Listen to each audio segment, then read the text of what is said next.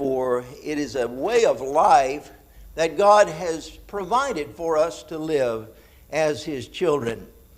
I'd like to begin this morning then by reading in 2 Corinthians chapter 5, beginning with verse 1. And he says here, if you have your Bible open, I invite you to turn there. 2 Corinthians chapter 5, and beginning with verse 1. He said, "For we know that if our earthly house, this tent, is destroyed, we have a building from God, a house not made with hands, eternal in the heavens. For in this we groan, earnestly desiring to be clothed with our habitation which is from heaven. If indeed, having been clothed, we shall not be found naked. For we who are in this tent groan, being burdened, not because we want to be unclothed, but further clothed, that mortality may be swallowed up by life. Now he who has prepared us for this very thing is God, who also has given us the Spirit as a guarantee. So we are always confident, knowing that while we are at home in the body, we are absent from the Lord, for we walk by faith, not by sight." So here the Apostle Paul lays down for us what it means to walk by faith. And he began by establishing that that is how he lived his life. And he invites us all to live our lives that same way. He starts by reminding us that our current perspective on life is very limited. And this is certainly true of our life. He said, we know that if our earthly house, this tent, is destroyed, we have a building from God, a house not made with hands, eternal in the heavens. He compares our bodies that we each live in, and some ways we might say this world in which we live, to a tent. And that word, it obviously means just what ours does, that it is a thin fabric. It is something that is not reliable. It's temporary. It's prone to leaking and other problems. And he's comparing our lives here on earth to a tent. But he says that while that is true, we know that we have a building from God, a house not made with hands, eternal in the heavens. So he's referring that we have a house that is preparing for us, being prepared for us in eternity. God is preparing that for us, and it's going to be secure, steadfast, eternal once we are able to get that. So this life is temporary, and we cannot really see what the future may hold. He says, "For in this we groan, earnestly desiring to be clothed with our habitation which is from heaven.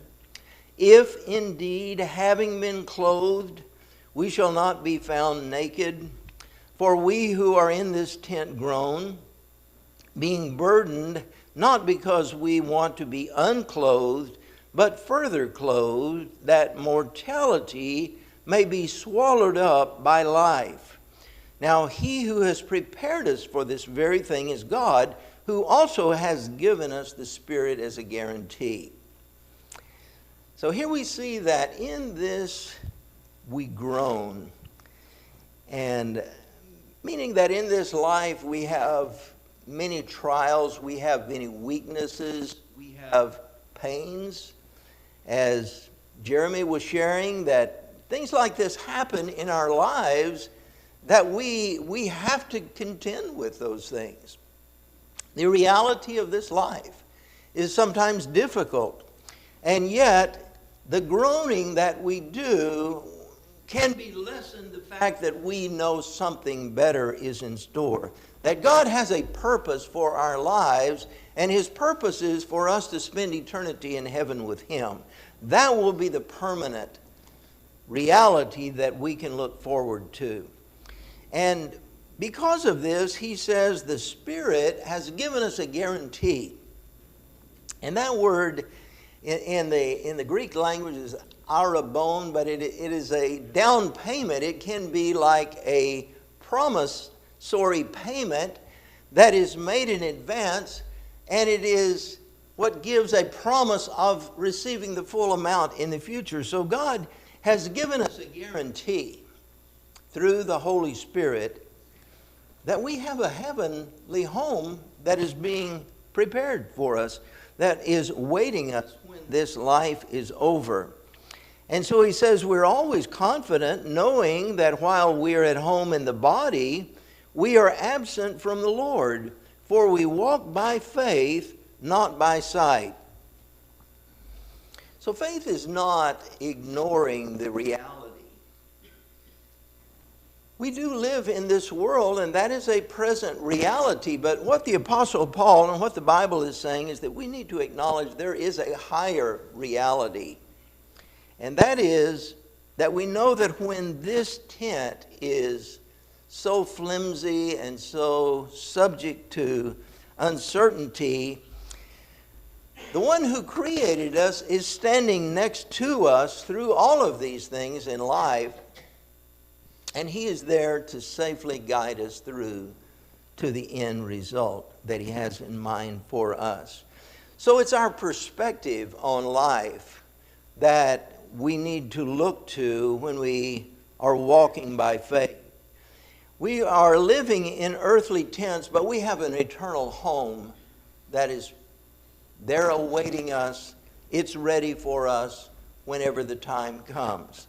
And so living with that perspective, we're able to be aware of the presence of God who is there with us all the way through these difficulties that we face here in this life. This brings us to the life of Abraham.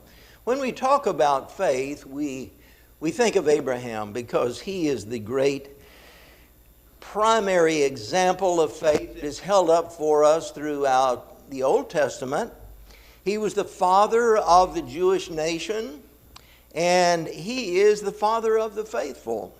As we study the Bible, we come to see the greatness of Abraham in his life. And the record of Abraham really begins in Genesis chapter 12, and we'll read that this morning and notice how this fits in with what we are discussing here about walking by faith. So in Genesis chapter 12, I encourage you to turn there and read with me, beginning with verse 1. He said, "Now the Lord had said to Abram, 'Get out of your country, from your family, and from your father's house to a land that I will show you. I will make you a great nation. I will bless you and make your name great, and you shall be a blessing. I will bless those who bless you, and I will curse him who curses you, and in you all the families of the earth shall be blessed.'"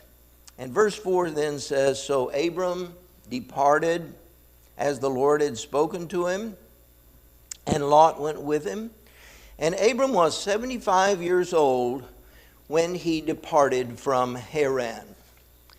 Here we have God at a turning point in the history of mankind.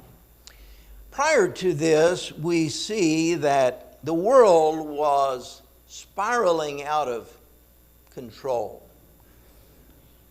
into a state of chaos. You had the creation, where God looked at the creation and everything was good that God had made, and God rested. But then we have the fall of man in Genesis chapter 3. Man fell into sin as he was enticed by Satan, the serpent. And then we have the flood. The nations of the world, the people of the world became so wicked that God sent the flood upon the world. Then after the flood, we have the Tower of Babel, Genesis chapter 11. And God dispersed the languages, and he dispersed the people throughout the earth as a result of that. And at that time is when we hear of God calling Abraham. So in Genesis chapter 12, God seemed to change his strategy. Instead of dealing with all the nations of the world at once, he chooses one man, Abraham, to build one nation of people, Israel, and through them to bless all nations of the world. So Abraham is number one in that order of God's purpose going forward there, looking at the world and the chaos and the sin that had entered into the world and was not getting any better. God chose one man, and he came to Abraham here in Genesis chapter 12, verse 1. The Lord had said to Abram, "Get out of your country, from your family, and from your father's house to a land that I will show you." And so as we look at that, we see a radical command given by God. Leave. Go. Imagine what it would be like if God came to you or any of us this morning and he gave this command.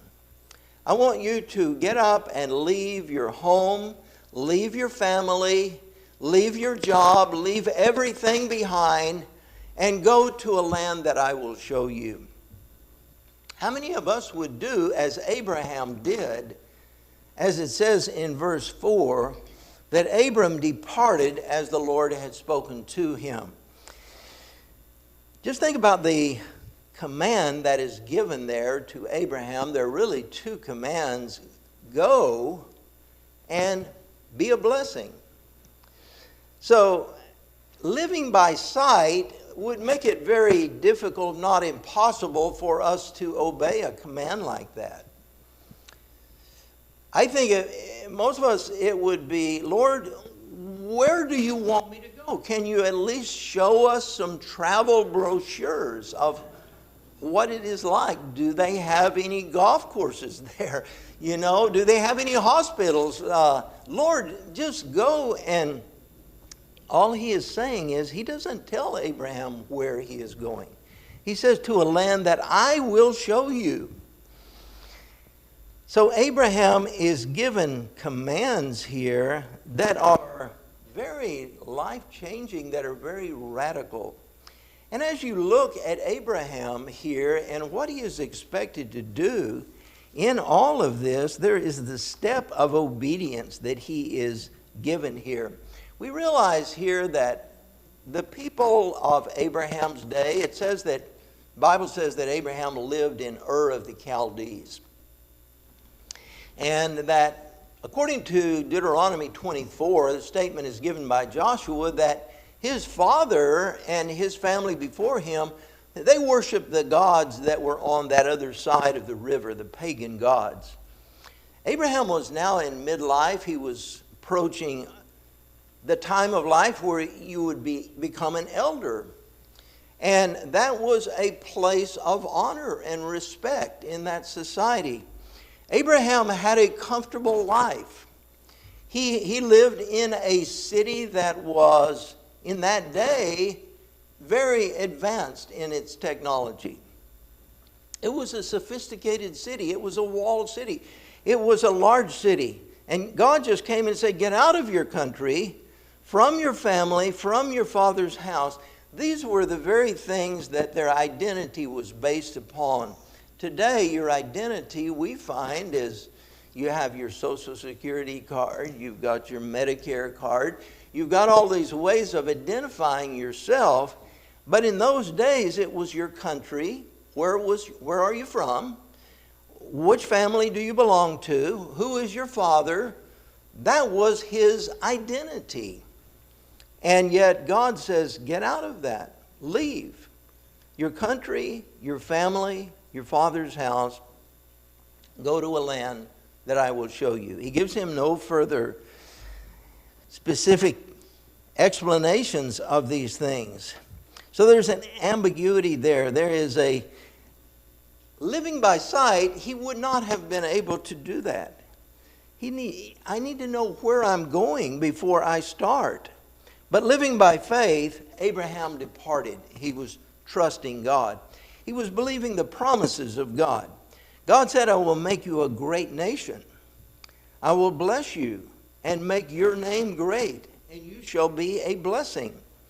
And I will bless those who bless you, and I will curse those who curse you, and in you all the families of the earth shall be blessed. Tremendous promises. These were later the basis for the Abrahamic covenant that God made with Abraham and his descendants. God's blessing will be with Abraham. Abraham showed his faith in God. And this is given in the Bible as an example of faith, what faith really is and what it consists of, what its character is. Faith wasn't looking at the negatives here. It was looking at those glorious promises that God made him. The Lord spoke to Abraham. We don't know how he spoke exactly to Abraham, but it indicates that God had said these things to him. And so Abraham believed. He trusted God. He departed as the Lord had spoken to him. And he went with him, and Abraham was 75 years old when he departed from Haran. He went from Ur of the Chaldees first to Haran, and then he went from Haran. He left all of his father's family, except for Lot, and they traveled then to where God was leading him, and that was to the land of Canaan. The thing that we learn here from Abraham is that God directs us to leave the familiar. He directs us out of the comfortable. We get so comfortable in our lives, and we rely on those things that we drift away from what God's real purpose for our lives is. God was calling Abraham to something that he could not see in the future. The Bible says in the book of Hebrews that he was going to a land that he did not see. God did not give him those explanations, and yet he trusted God and he acted upon it. He stepped out in his faith, allowing God to lead him. And he became that father of nations that the Bible tells us about. It was a long journey. He left Ur of the Chaldees. He crossed the Euphrates River. He went into the land of Haran, and then eventually he came into the land of Israel. But then we find another powerful example, walking by faith, and that is found as we turn to the book of Joshua.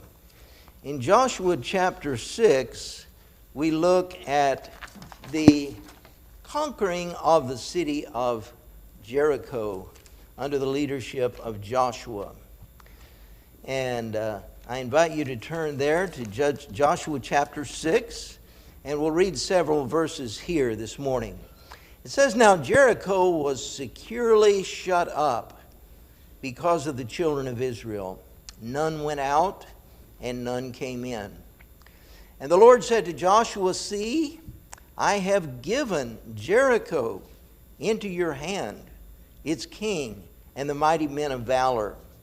You shall march around the city. All you men of war, you shall go all around the city once. This you shall do 6 days. And 7 priests shall bear 7 trumpets of ram's horns before the ark. But the 7th day you shall march around the city 7 times, and the priests shall blow the trumpets. And it shall come to pass when they make a loud, long blast with the ram's horn, and when you hear the sound of the trumpet, that all the people shall shout with a great shout. Then the wall of the city will fall down flat, and the people shall go up, every man straight before him." Here we see what happens when logic doesn't match the reality. It doesn't match the instructions that God is giving.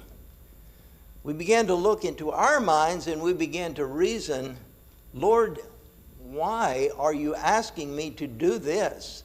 This doesn't make sense. Joshua was a military man. He understood how to attack a city. You build up some type of way to get in over the walls. You certainly do not go marching around the city silently for 6 days. It makes no sense. And yet God here said something very important to Joshua in the very beginning. He said, "See, I have given Jericho into your hand." Joshua might have said, "I don't see any such thing, Lord. The city is shut up. It is a walled fortress city. It is entirely shut down for anyone to enter in. It's securely barred because they have heard about the Israelites coming and approaching. So no one was allowed out or no one was allowed in. We even have had archaeologists have done archaeological findings around the city of Jericho, and they have discovered that it was a double wall system. It had a retaining stone wall topped by a mud brick wall and then a second higher brick wall further up the slope. So it was a city that was very, very difficult to enter in. And yet God said, "I have given it into your hand, the king and the mighty men of valor." He instructed him, though, to march around the city. All of the men of war shall go all around the city for 6 days, and 7 priests, and on the 7th day they would march 7 times, and then the priests would blow the trumpets. Later on, it tells Joshua that they were told not to make a sound during those 6 days. They were to march silently around the city of Jericho. We wonder about that. What was the purpose of them not being able to talk while they were marching? But perhaps one of the reasons was that if they had been talking among themselves, some of them would have begun to talk about, why are we doing this? What good is it accomplishing? And it would have spread discouragement into the minds of the other people. God told them to march silently. Just focus on the instructions that God had given them. And the purpose and the plan was that when they would shout, the walls would fall down. Verse 5, it says, "It shall come to pass when they make a long blast with the ram's horn, when you hear the sound of the trumpet, and all the people shout with a great shout, the wall of the city will fall down flat, and the people shall go up every man straight before him." The archaeological evidence indicates that when the city of Jericho did fall, the walls fell outward. And they formed a natural bridge for the people to enter in to the city. And so the city of Jericho was conquered by faith. God gave them his word, and he kept his word. But the people were required to have a disciplined silence until the moment was given for them to shout, which was a battle cry. It was a loud blast that put into the hearts of the people that feeling of victory that was within their reach. And so the city of Jericho was conquered. Living by sight, we are always drawn to the heights of those walls, the obstacles, the difficulty, the seeming impossibility of those things that God would have us to accomplish, would have us to do by faith. And God gives us reason here for victory and hope. And so instead of looking at those height of the walls and all the difficulties that made it seem unreasonable and impossible, God gives us them a clear plan And when they followed that plan, they were successful. Finally, this morning, I'd like us to look in the book of Habakkuk. There's a great statement of faith here that is given in the book of Habakkuk, and it is one of the minor prophets. It's a fairly small book here toward the end of the Old Testament.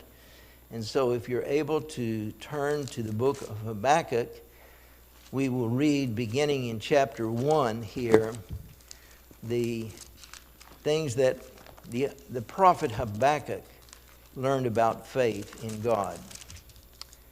We see that Habakkuk here was a prophet who did something unusual, and that is he questioned God. He asked God a number of questions in regards to what God was asking of him. Most prophets in the Old Testament, they received the word from God and they spoke the word for God to the people. Habakkuk was unique because he spends most of his book speaking to God, asking God questions on behalf of the people. In a sense, he was wrestling with God. And it begins here in Habakkuk chapter 1. He said, "The burden which the prophet Habakkuk saw. O Lord, how long shall I cry, and you will not hear? Even cry out to you violence, and you will not save. Why do you show me iniquity and cause me to see trouble? For plundering and violence are before me. There is strife and contention arises. Therefore the law is powerless, and justice never goes forth. For the wicked surround the righteous, and therefore perverse judgment proceeds." Habakkuk looked at the circumstances of his day, even in his own nation, and what he saw deeply concerned him, troubled him. Why is God not doing something about the out-of-control evil that is in the world around him? Why do I see iniquity? And Lord, you are silent. He feels that God is indifferent. God is not speaking up. And so there is something in God's doing that doesn't make sense to the prophet. And he's asking him, Lord, how long are you going to allow this to continue? Well, he gets an answer back from the Lord beginning in verse 5. He said, "Look among the nations and watch. Be utterly astounded, for I will work a work in your days which you would not believe, though it were told you. For indeed I am raising up the Chaldeans, a bitter and hasty nation which marches through the breadth of the earth to possess dwelling places that are not theirs." God speaks to Isaiah, to Habakkuk here, and he says, Habakkuk, I am doing something. And it's something that would shock you if I were to tell and announce that. I am raising up the Chaldeans, the Babylonians. And they are a bitter and hasty nation. They are a violent nation. God is raising them up. Why?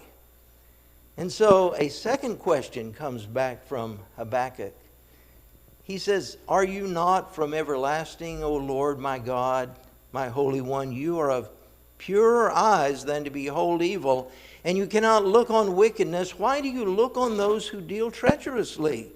And hold your tongue when the wicked devours a person more righteous than he." Lord, why would you act instead of dealing with the wickedness here among your own people and bringing about justice? Why would you raise up a wicked nation worse than our own people to bring them and to be a tool in your hand to respond to what is happening? He's asked by God to wait, to trust. And so God has a deeper purpose. Habakkuk begins to see that and realize. And Habakkuk says, "I will stand my watch and set myself on the rampart and watch to see what he will say to me and what I will answer when I am corrected." Then the Lord answered and said, write the vision and make it plain on the tablets, that he may run who reads